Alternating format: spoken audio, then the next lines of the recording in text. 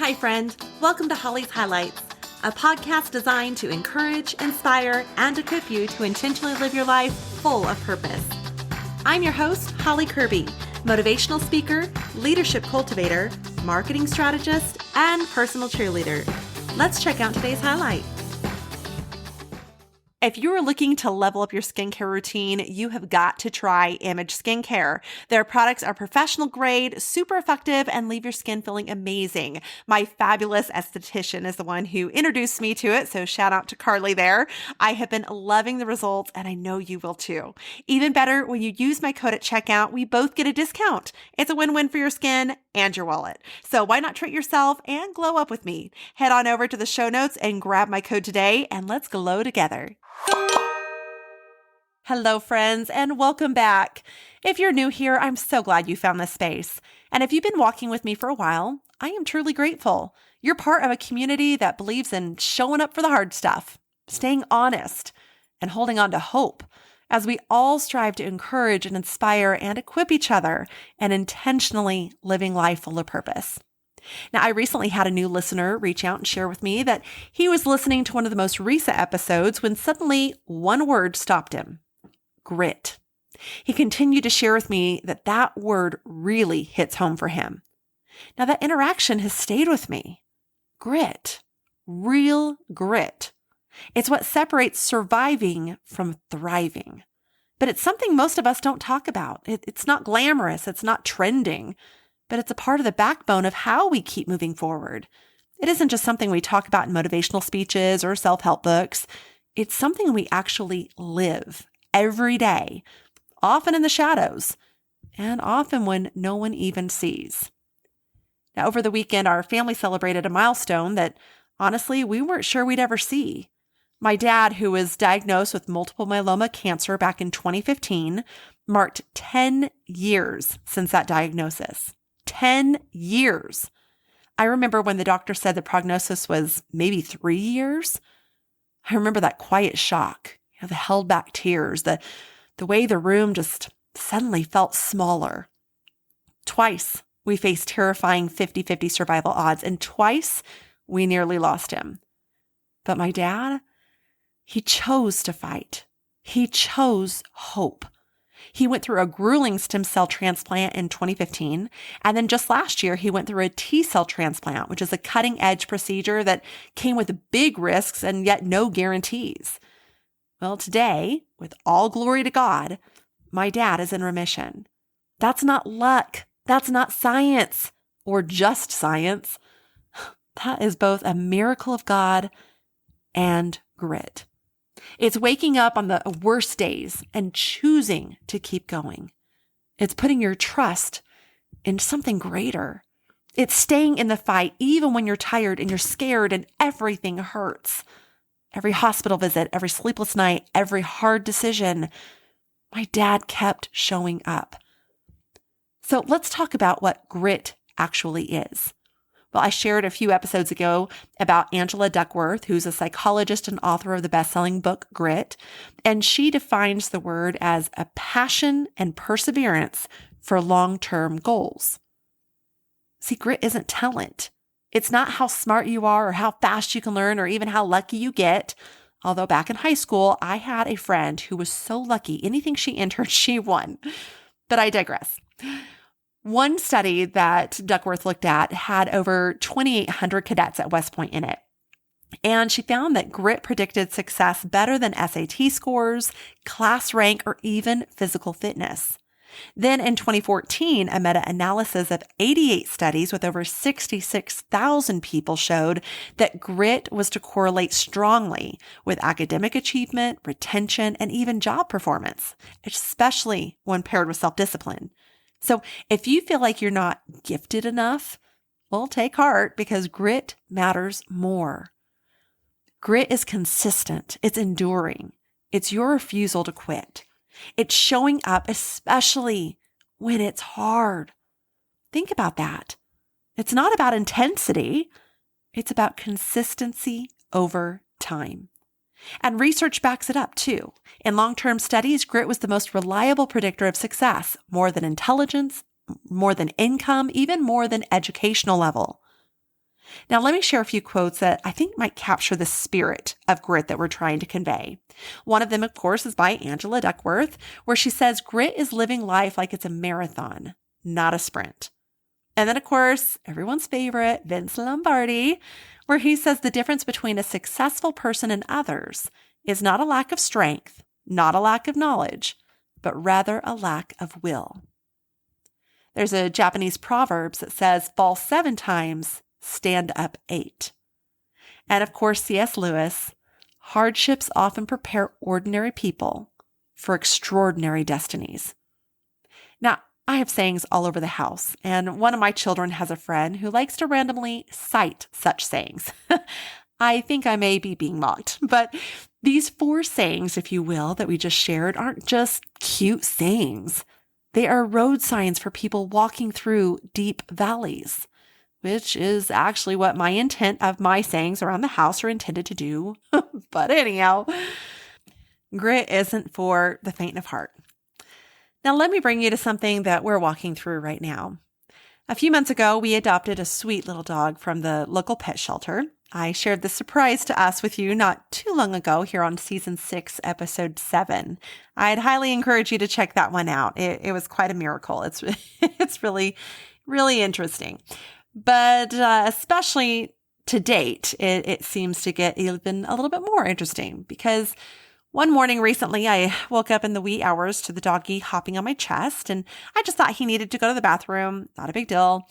But once we got to the threshold of the door, he seemed to collapse as if he was having a seizure. Now, I hollered up for my daughter, who came down to help comfort him as I called the vet ER. And surprisingly enough, they shared with me that most dogs actually have a seizure in their lifetime. It's just that we often don't see it. So they just told me to watch him for a bit, and if he didn't have any other issues, then it was probably a fluke. Well, a few days later, as my kids and I were having dinner, I noticed the dog raising his arm as he slept on the couch. Now, I kind of thought this comical at the moment, kind of like, oh, he has a question. But as I went to check on him, it was obvious he was having another episode. So we rushed him to the after-hours vet hospital. Now, what I thought would be remedied with some anti-seizure meds or something along that line, well, we shockingly and devastatingly learned that he has a very rare and fatal adrenal gland cancer. The vet said at most he has a year, but probably just a few months left. Since those early morning hours, I have watched my kids, their precious, precious hearts, with so much on their plate during all of this. They have stepped up. They hug him every day. They feed him treats. They pray over him. They cuddle him and carry him. They don't turn away from the hard part. They respond not with despair, but with love. They're not running from the heartbreak. They're showing up in it. Now, we're soaking up all these final months with joy, not sorrow. But that's grit. It's not loud or flashy. It's quiet. It's deep. It's love that chooses to stay when it would be so much easier to look away. The kind that looks like showing up with compassion when your hearts just want to break.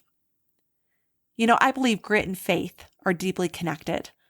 Grit is choosing to trust when you don't see the outcome. It's believing that God is doing something, even when you don't feel it. To believe there's a reason to endure. Now, the Bible speaks this truth over and over. In Galatians 6:9, let us not grow weary in doing good, for in due season we will reap if we do not give up.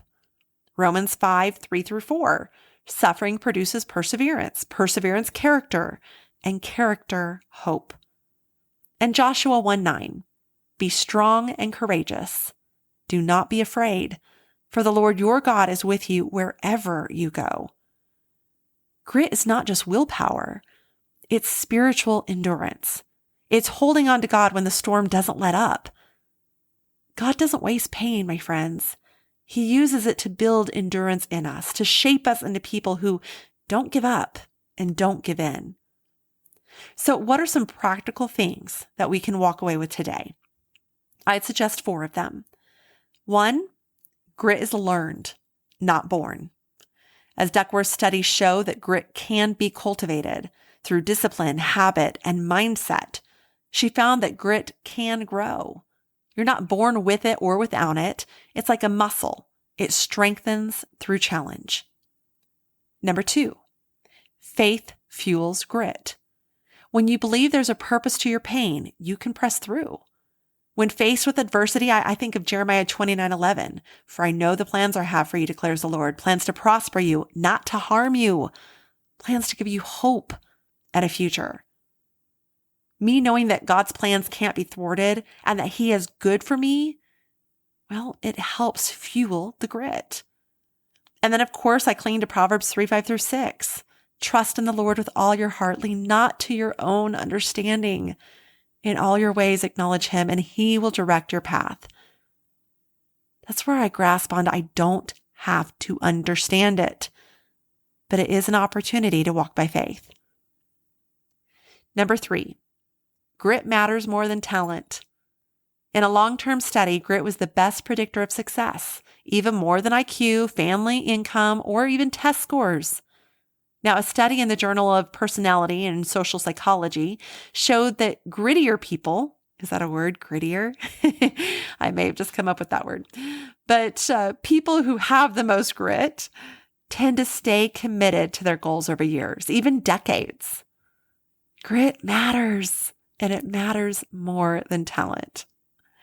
And then number 4, grit shows up in love, in families, in caregiving, in crisis. Grit is the choice to stay engaged, to keep loving, to keep believing when hope feels thin. It doesn't mean we aren't going to wish we didn't have to go through it, or that you can't be honest in how you feel about it. When Doggy was diagnosed with cancer, I thought, are you kidding me? So be real with ourselves, my friends, but then press into love, just as 1 Corinthians 14:13 says. Just as 1 Corinthians 13:13 says, these remain faith, hope, and love. But the greatest of these is love. So what does this mean for you? How can you start living with grit today? Well, I would have 4 challenges for you this week. First of all, at home. Grit looks like showing up when your kids are hard to parent. It's staying connected when your marriage hits a dry season. It's refusing to shut down emotionally just because life feels overwhelming. So where are you being called to endure? Maybe it's with a struggling child, a hurting spouse, or just the daily grind. Maybe it's showing up emotionally when you feel spent. Don't check out. Dig in. Number 2 would be at work. Grit is finishing the job with excellence even when no one sees. It's starting over after failure, and we are all going to go through it. I love in an interview that I had with Christy Flater back in season 1, I want to say episode, 5, 8, somewhere around there, but she talked about failing forward. My friends, we're going to fail, but fail forward, knowing that it's giving our best, not because it's easy, but because it's right. Grit means choosing growth over comfort. So where do you need to push past frustration and recommit? Third area would be in your faith. First of all, ask, do you have one? And if not, I would encourage you to go back and listen to one of the episodes in season 1. I think it's the very last episode about hope.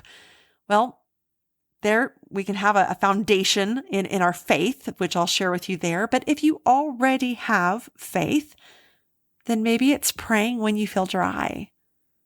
Well, in that case, I'd encourage you to cling to Jeremiah 29:11 as we spoke, knowing that God has good for you. And again, that Proverbs 3:5-6, that you don't have to understand it. And fourth, in the community. Sometimes grit is just saying, I'll be there again and again and again. Even when you're tired, it's serving without applause. It's loving your neighbor even when it costs you time and comfort. Whether you're mentoring someone, volunteering, or just being present for a neighbor, grit is love in action. So how can you show that in your community? Maybe it's mentoring someone or caring for someone who can't repay you. Don't underestimate the ripple effect. I'd encourage you to identify one of those areas in your life where you're tempted to give up right now and instead commit to one act of grit. It doesn't have to be heroic. It just has to be consistent. Remember, grit isn't about being perfect. It isn't loud or flashy, and it rarely makes headlines. It's not usually on display, but it's what carries you through the fire. It's what lets you celebrate 10 years after being told you had 3. It's what allows your kids to love a dying dog like every day counts. It's about falling and getting up and trying again. It's what allows ordinary people to live extraordinary lives. It's what God builds in us, not in the easy, but in the hard. Friend, in case no one has told you lately, you've got grit in you too. Don't give up. You are stronger than you realize, and God's not done with you. And you don't have to walk your path alone. Now, before we sign off, I want to give a shout out to my dad for being a living example of grit to me, to my children, and to our entire herd. Thank you for fighting, Dad. And to all who prayed for him and us, or brought meals, sent cards, mowed lawns, even asked how he was doing through it, or even checking in on him now. Thank you. You were and are a source of strength that has helped power that muscle of grit for all of us. And to my children, regarding the path we're walking with our cute little doggy, thank you. Thank you, babies, for showing up, for helping give this little guy a loving home for his final days, for loving him well, and for exuding grit in such a loving, gracious, and selfless way as you do for Doggy. I'm so proud of you, and I love you both more than you'll ever understand. My friends, if this episode has spoke to you, I'd love if you'd share it with someone who needs encouragement. You never know who's one moment away from quitting. And if you haven't yet, subscribe to the show. We've got more stories coming that will meet you right where you are. If you want to dive deeper, join the monthly email on www.hollykirby.com. If you've noticed, we've been attaching some worksheets that help you dive deeper. So that's always going to be in the email, but I'll try to put it in the show notes too. Until next time, keep showing up, keep pressing in, and remember, grit grows in those hard places, but oh, how it shines in the light. Thank you for joining me on this journey of life. I hope that today's highlight has been encouraging, inspiring, and equipping so you can go out and live your life full of purpose. I'd be honored if you'd take a moment to leave a review, or better yet, subscribe. We can also stay in touch by joining my email list at hollykirby.com. That's HOLLYCURBY.com. Until next time, make it a great day for a great day.